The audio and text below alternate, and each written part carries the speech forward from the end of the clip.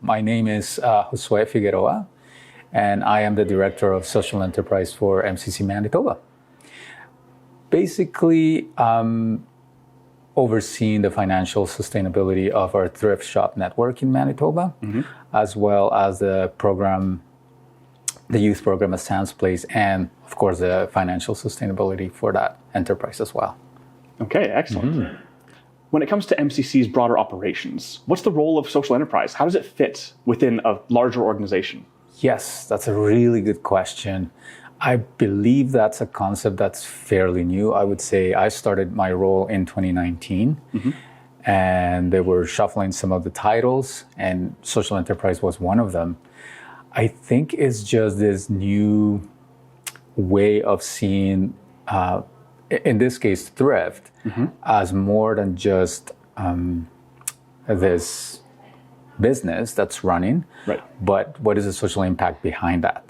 And so in a larger scale, I think it's the possibility of the work that's done in our communities by having these spaces where people can come, be together, be part of this larger mission. And financially, it's just the work that we're able to do because of all the revenue that's generated by these shops. Right. We're going to come back to that because I want to talk to you about the revenue and how it's used elsewhere. Sure, of course. But right behind us is Sam's Place Cafe. Yes. So how does that fit into the mix alongside the thrift shops? So that is a very unique operation, very much an MCC Manitoba initiative.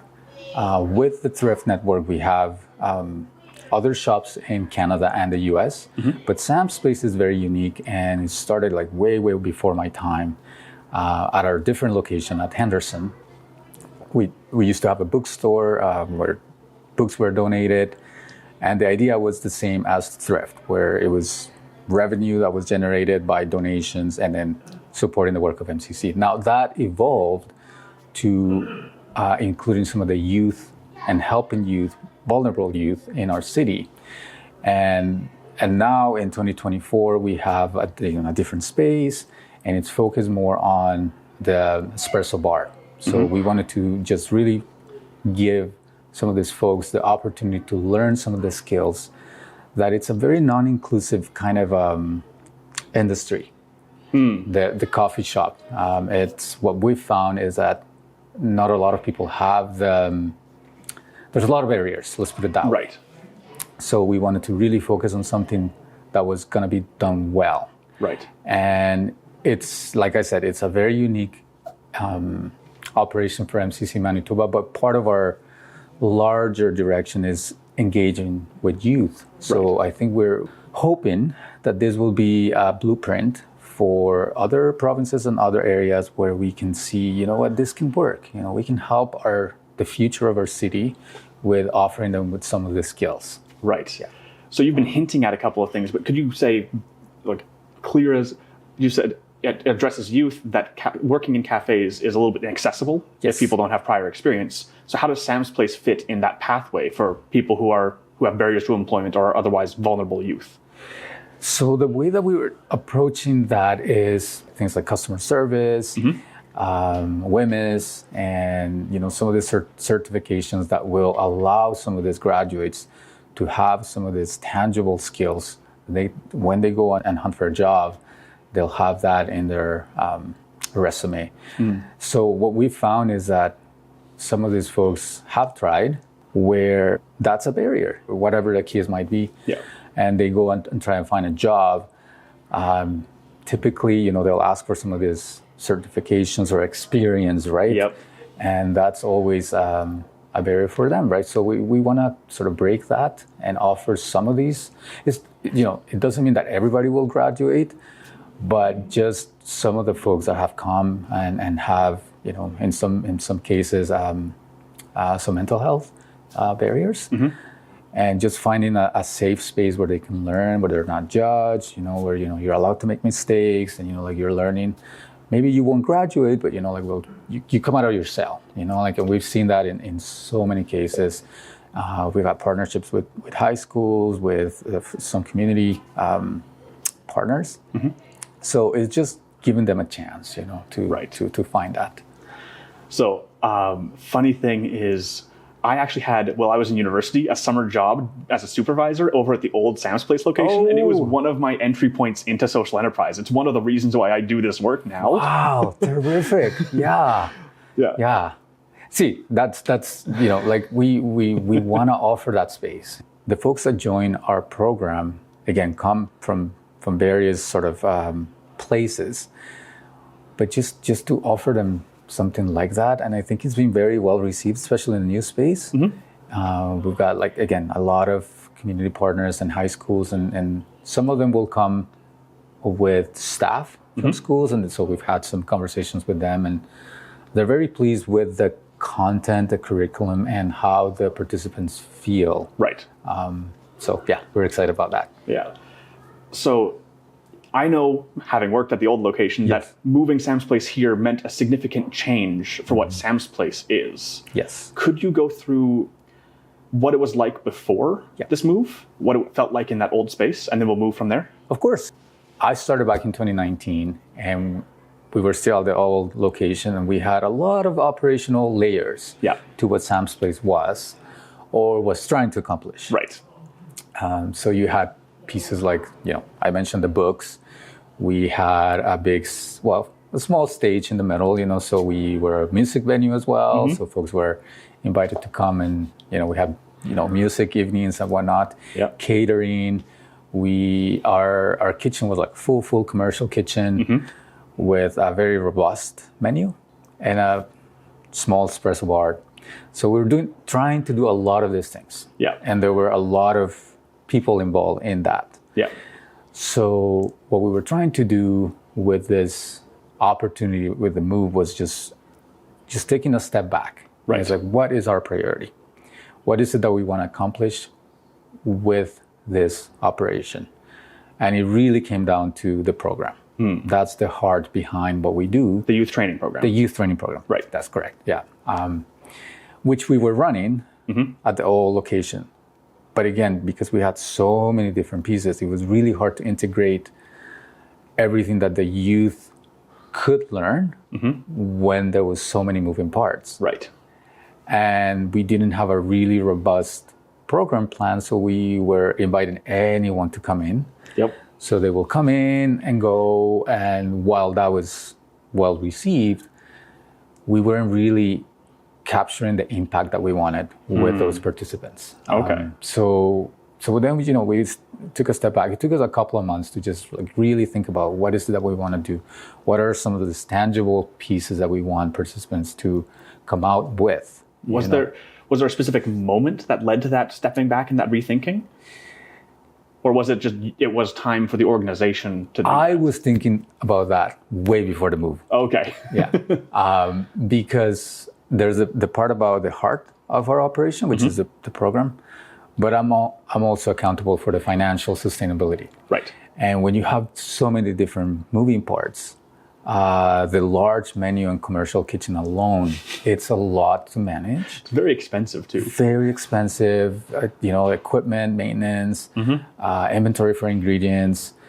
And everything we wanted to do was great. Like having a space for conversations, having a space for a music event, everything was great. But in my opinion, it was like we could potentially get to that point. Yeah. But we have one program coordinator, one manager, and I'm looking at two different sort of revenues, like with Thrift and Sam's Place. So I was thinking a lot about that even before the move. And then when we got the news that we were relocating, that was the opportunity for us to say, okay, this is what we want to focus on, and this is what we want to do. Right. So you've said we're going to focus in on that youth training program, on the barista part of the training, not necessarily food service, like full-fledged food service, like food menu and sandwiches and soups and everything. That's right. Just coffee, barista training. How has that played out since you've been stable in this location now? How does the program feel different?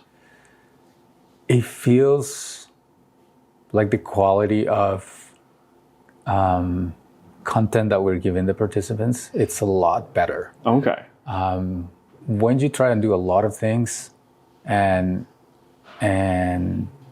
none of them are fully accomplished, right, it doesn't feel quite like an accomplishment. But what I would say is the combination of the space, the clientele that's coming. We also had the opportunity to rebrand the social enterprise to just really convey the awareness of who we are. That was a challenge in our old location. So that combination, and then focusing on one thing, like this is what we're going to offer in our program. Then we have some of these metrics that are coming out of the programs, and not all of them are like super tangible in terms of like not everybody graduates. Right. But like since we moved, we have an 80% graduation rate. Okay. For the folks that are coming in. Now we scale down on how many we can handle for every one of the cohorts. Right. But again, quality over quantity, right? Well, and now it sounds like it's cohort based, where before it was just as people came in, they would cycle through, and it was less structured. Yeah. So going back to your question about when we took that time to come back, as soon as we found out that we were relocating, and that's a 1-year process, by the way. Yeah. It gave us the chance to like close down operations at Henderson.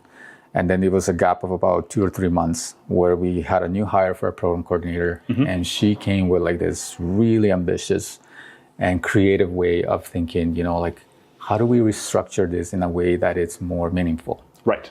So then we revamped our program with basically these 2 cohorts, right? Like one will be our general kind of program where we still go over like some of the coffee sort of concepts and things like that, but we go more into some of the food handler certificate, WMIS and customer service.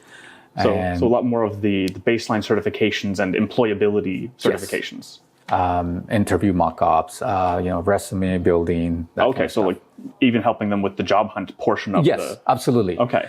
And then the second cohort is, like you're exposed to some of these like essentials of like running an espresso bar.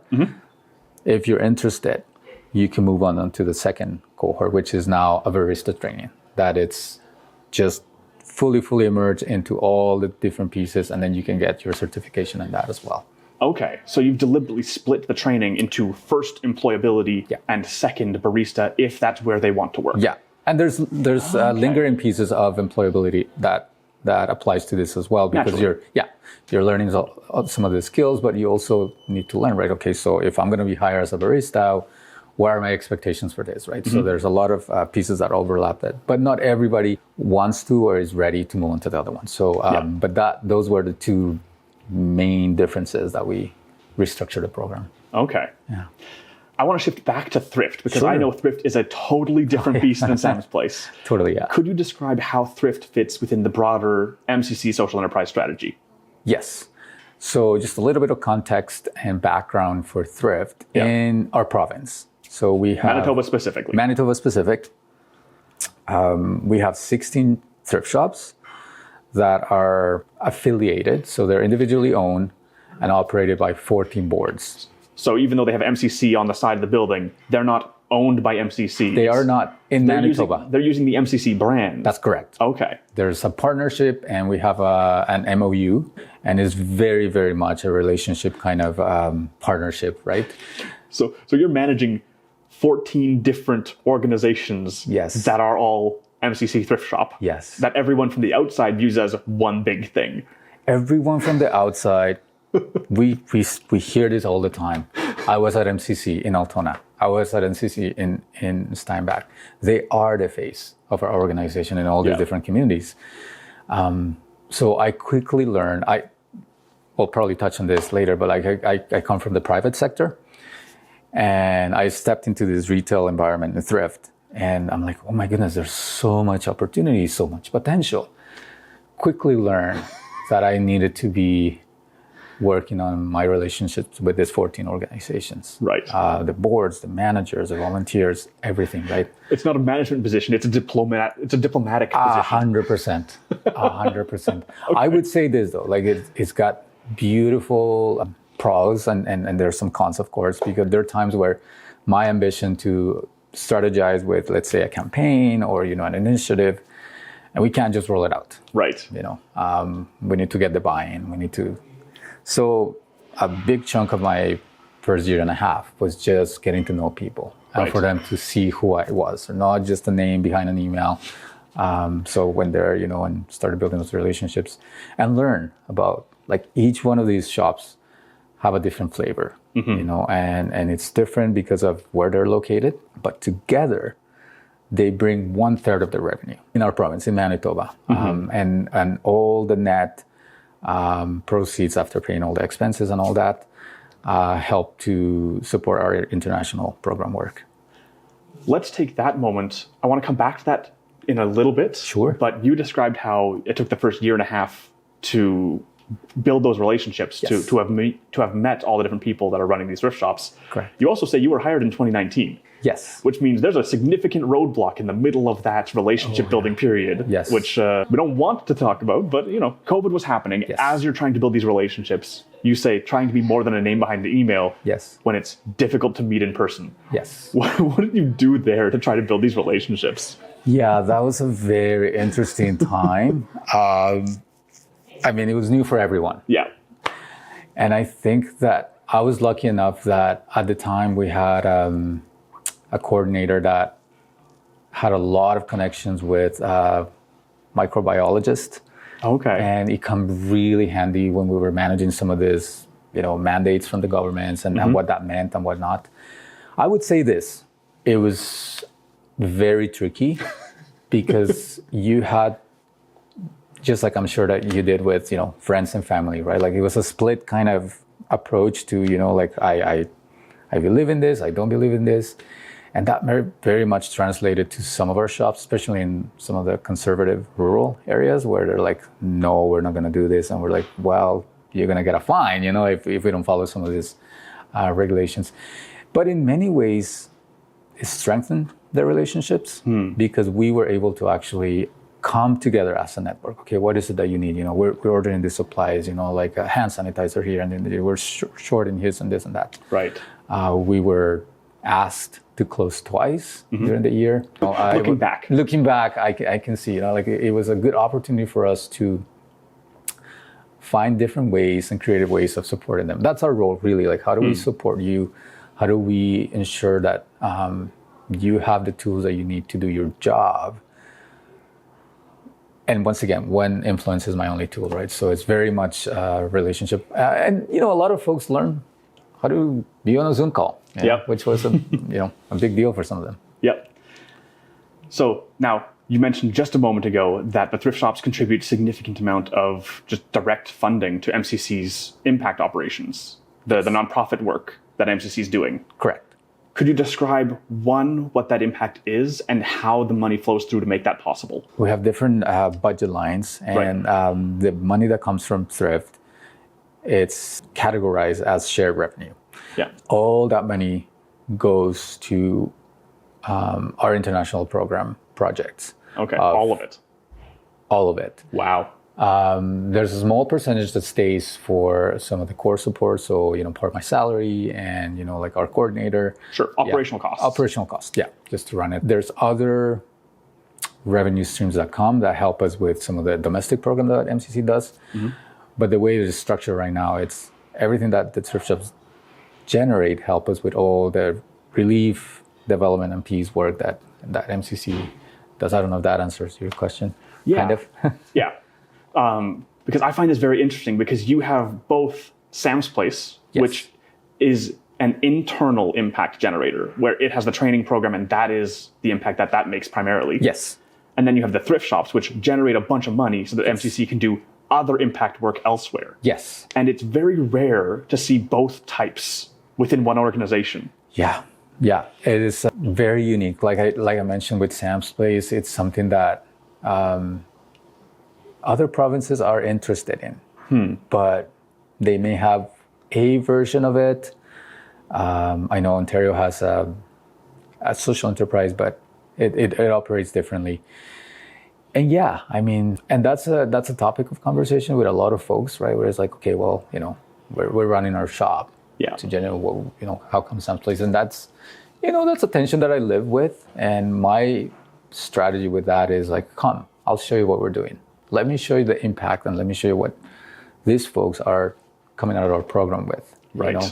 I think so far, we've gotten comments from our board. They're on board with the program. And part of my job is to ensure that, like our costs are not too high. They're in line with some other local programs that we run. Obviously, this is a different structure. There's a business behind it, so there's other expenses. But we're hoping that, the dream of a social enterprise is always to, at some point, become self-sustainable. But, it's tough, like this, 2024 with everything going up in prices, and wages, minimum wage went up, 2-3 times now? Well, and there have been major issues with food costs broadly, and that's going to affect the food service sector. Totally, right? It's a hard business to be in right now. So, but it is very unique, and it's this interesting dynamic, right? Where, you have one large, well-established, 50-year running enterprise. That's their mandate. Yeah. We'll send the money to MCC for all this work. And, part of our job actually in that is bringing back that awareness. Your time donating as a volunteer, your product that you donated, your purchase translates to this water project in this country, right? So, but it's interesting, those two dynamics there.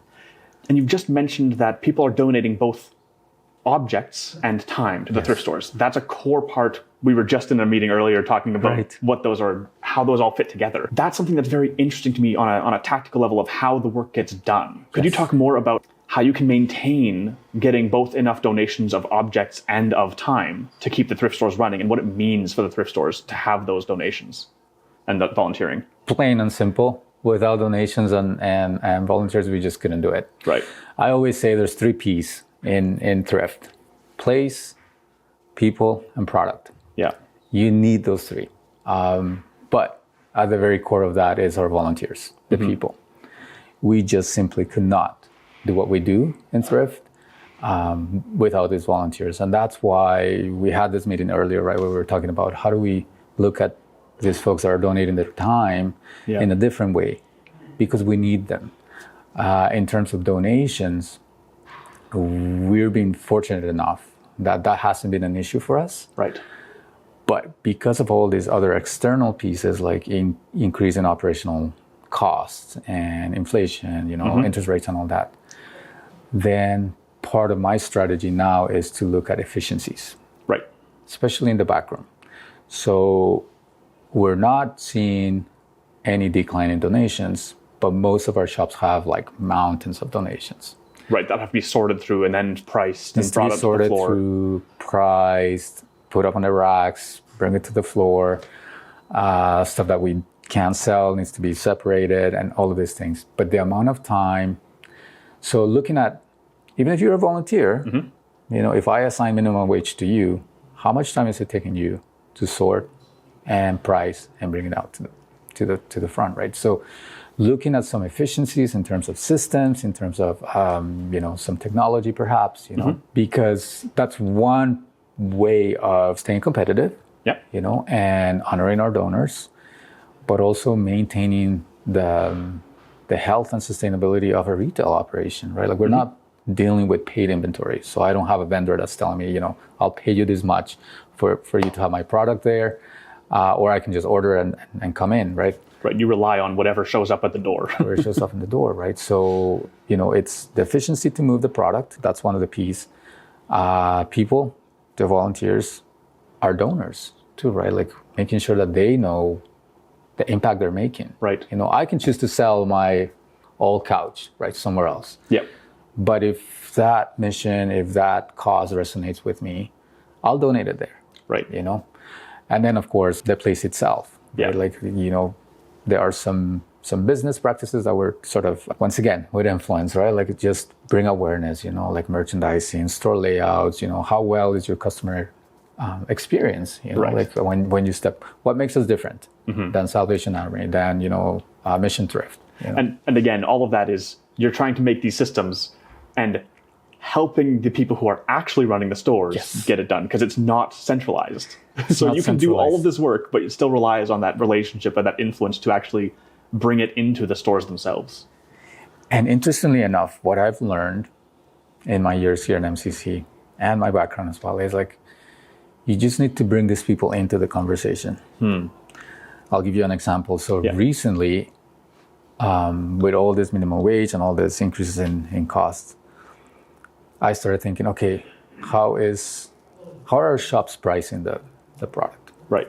Do they have a pricing strategy? Do they have a pricing guide, or is it just up to the volunteer with the pricing label? Exactly. All of those questions, right? Because what I've noticed with 16 completely different flavors is that you'll find, like this super high-end product here in Winnipeg priced aggressively. Right. And you find a similar product, say, in one of our rural shops, way, way, way low. Right. So is this like discrepancy of you have a really good opportunity. You might be, like this product's probably staying on the floor too long. And this one is just flying off the shelf. Right. What goes into the decision making when you look at this, at these products, right? But again, I can't just go in and say. So what I've done in the last, let's say 5 months is I built a working group with 3 locations, 3 managers. Hey guys, this is what I'm thinking. Let's talk about this. Right. Let's visit your shop. What are you doing? Walk me through that. I'm a new volunteer. How do I know how to price things? So then it's been super interesting because we'll have a very data-driven manager. Is like, well, I'll look at what the POS is telling me, and that's how I make decisions about pricing. And others like, well, we just went up 10% for the whole store. I'm like, oh, okay, interesting. What was the decision behind that? It's like, well, we just needed to mitigate some of the expenses. Yeah. And if I know some others, they'll say, well, if it's this kind of product, we'll go to this person. And if it's this kind of product, we'll go to this person because they know.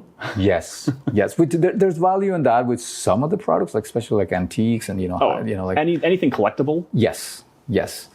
But, it's a big conversation pricing, right? Yeah. So it's like, okay, how do we start with creating systems that are a bit consistent? Right. How do we make our lives less complicated? Yeah. That's my mottos all the time, right? So we've been able to create some pricing templates and guidelines, like where you have, for example, women's clothing is our best seller. Yeah. Right. So it's like, what's the state of this product? Is it bad, good, great? Then let's come up with some of the prices and let's be consistent with what we were offering. Obviously, every shop will be different. We have some shops that, people are just going through on their way to their cottages and things like that. So the product that sells there is not going to sell here. Right. However, if you pay attention of some of the opportunities, again, like what is the product telling you? If it's selling really fast, maybe it's not priced accordingly, right? Like people are just so. Anyways, that's one example of like bringing people into the conversation to make some of these changes, and then they feel empowered. Right. And then I'm assuming within that, this is the baseline, and then each manager is empowered to say, our location has these angles. This is how we adjust based on what we know about our local people who come to the shop. Yeah. Okay. And that's very much an interesting dynamic as well. There's been a lot of competition popping up. Yeah. Right. And in some cases, they're nonprofits as well. And their social contribution, it's very much to the local needs. Right. So then our shops are saying, well, we want to do something for our communities, and it's fair enough, right? So, we've massaged our MOU, and there's a certain percentage that they can allocate to some of the local charities and some criteria there as well.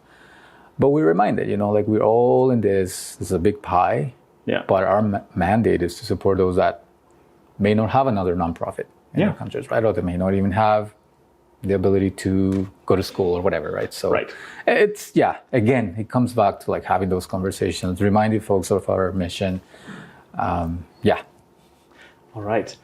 I'd like to, for a moment, bring it to your personal story. Okay. What brought you into this kind of work? You mentioned earlier that you come from private sector. So then how did you end up working at a nonprofit in a social enterprise? So, that's an interesting question. Back in 2018, I worked for London Drugs. Okay. For just shy of 16 years in retail management, where I learned a lot. And I love that company. It's Canadian owned. But, it got to a point in my life where I was like, I'm just making whoever's the owner's wallet bigger. Yeah. Right. And I would have conversations with friends, folks working with immigration, folks working with, like special needs and whatever. And Right. I felt the call, to look for, even if I was going to make a difference in this world, to look for something that was more meaningful beyond just,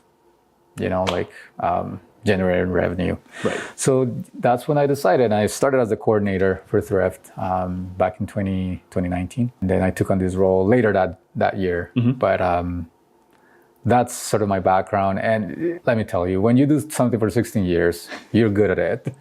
And it's a 180 sort of turn, right? So the first few months, I was like, I don't know if I did the right thing. MCC, it's a big organization with lots of systems. And very much of our dynamic with our thrift shops here, where we don't operate it, every province in Canada, it's its own kind of charity. And then we have this partnership with MCC Canada. Right. So there's just so many moving parts. But I'm telling you, like after a year and a half, getting to know Thrift, getting to know the commitment of some of these volunteers, and then looking at some of the projects that we're part of it, seeing some of these graduates from Sam's Place, oh man, it was the right move. Yeah. Fantastic. So each of the thrift stores are a little federation of MCC thrift stores that report to MCC Manitoba. Yes. And then each of the MCC in the provincials reports to MCC Canada. Yes. So it's a little group federation reporting to a group of federation, reporting to the national organization. And so I imagine there's a big difference in the amount of direct decision-making and control. We've been talking about this already, about how it's very diplomatic. It's about bringing people on board. It's about building relationships. Correct. How was that transition from private sector to this work? That is a very good question. If you were to ask my wife that question, she would tell you everything I had to say in the first few months.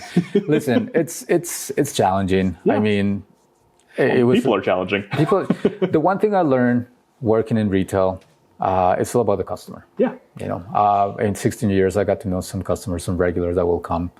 I got to know their families, and everything, right? So it was a big challenge for me because decisions take way too long. When you have so many people, everybody has their own kind of a priority. All the other provinces, the provincial offices do own the shops. Oh, okay. So Manitoba is unique there. Manitoba is the only province out of the 5, and the states. So we also have MCC US and MCC US Thrift. They have about 50 shops across all the regions. They also don't own the shops. So we have a strong bond with our friends in MCC US Thrift. So here's the lesson I've learned. Okay. When you have 16 shops, you can't have one strategy. Right. So what I've done is structure that into 3 groups. So we have our smaller, very conservative shops, medium shops that are kind of like, they have a good baseline and then, drag it along. And then we have 4 shops that are moving this network forward. Right. They're the big ones. They're the big ones in terms of revenue. Yeah. And probably space as well. Yeah, probably. Yeah.